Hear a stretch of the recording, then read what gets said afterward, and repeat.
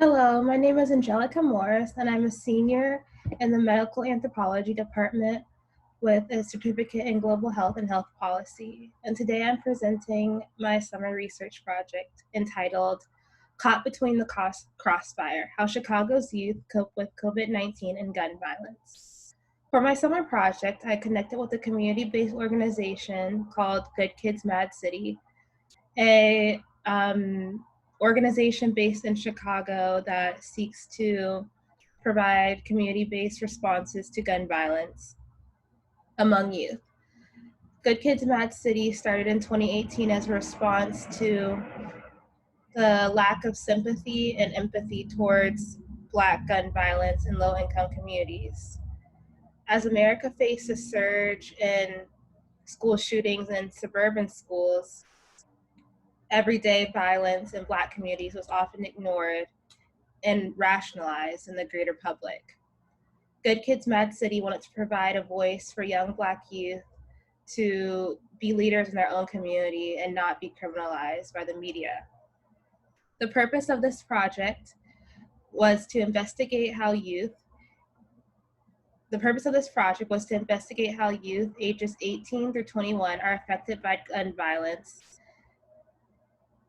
amidst COVID-19. Additionally, the research seeks to understand how youth from Good Kids Mad City mobilize to create an alternative future, a future free from gun violence. My main research questions were, how are young people in Chicago experiencing and mobilizing against gun violence amidst COVID-19? And in what ways are they constructing alternative futures? So after the George Floyd murder, Chicago has been in civil unrest. Many protests have been happening every day, and they have been met with more police violence, especially with the pro-police mayor, Lori Lightfoot.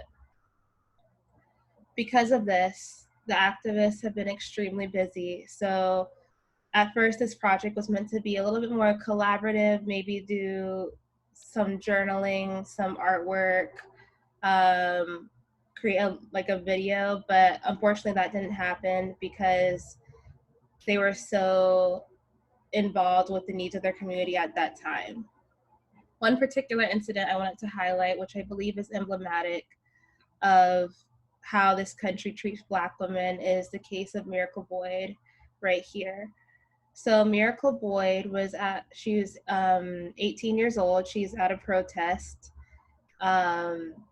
protesting the decolonization of Chicago and removing the Christopher Columbus statue, when a police officer confronted her and they got into a verbal altercation.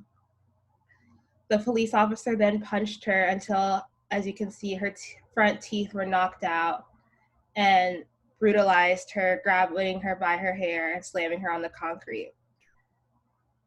Fortunately, Miracle was able to get free medical assistance from Black-owned medical professionals in the city. However, this experience will leave her traumatized for many years to come.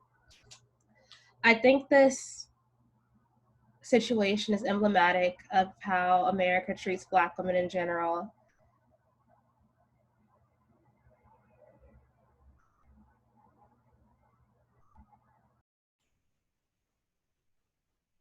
I think this case of Miracle Boyd reflects how Black women are treated in America in general, because Black women have been the face of many pro-Black movements while often getting mistreated on the front lines.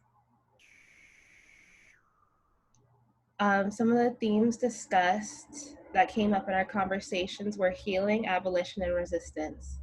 So healing is one of their main purposes as an organization. They don't only want to avenge Black death, they also want to promote well-being amongst community members who are robbed of our most basic right, the right to live well. So they not only do things like anti-gun violence protests, but they also do peace protests, joy protests, which are basically a block party, a bunch of people getting together, just having fun, laughing, cooking, dancing, and just really believing that joy is an act of resistance in a society that does everything to make Black life miserable. Mourning. So another thing we talked about was mourning. One of the things that they do is when someone loses a family member to gun violence, as a group, they all go to that person's house and is there for the family and provides almost like a group therapy to discuss similar experiences, to console one another when mental health services aren't as accessible as they should be, which goes to the last point. They're also advocating for more accessible mental health services because in Chicago, it tends to be a medical desert. Only big hospitals that are inaccessible, not very many clinics at all.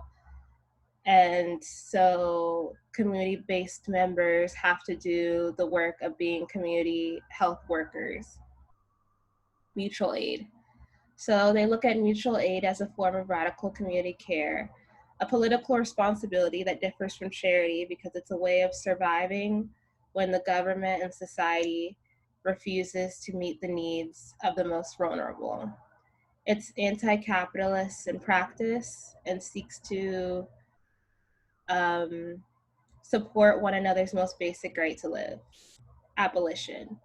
Since it's an election season, one of the main things I noticed was unlike some youth groups, they're not very pro voting in the sense that they believe that the whole system, the American hegemonic government, prisons, policing, the whole capitalist system of this country should be abolished rather than the idea of simply voting out Trump. Although they are anti-Trump, that does not mean that they're pro-Biden, and they've made that very clear. Same with Kamala Harris, who, although she is a Black woman, has had a history of anti-Black policies of the prosecutor. Resistance. As discussed before, they really argue for a more expansive definition of resistance. Usually when people think of resistance, they think of confronting the police, spray painting buildings, pulling down statues. While all those things are valid, they also want to emphasize that resistance can be caring for someone who's sick, bringing groceries to an elderly person, tutoring a younger kid at your school. Resistance means supporting each other when society refuses to, and not only refuses to, but when society purposely makes your existence nearly impossible. In short, I really enjoyed this summer funded project. I really appreciate Center for Health and Wellbeing for providing the resources needed to complete this. This definitely will set the groundwork for my thesis, which will focus on gun violence, COVID-19, trauma, and community care. Thank you for listening to my presentation. Goodbye.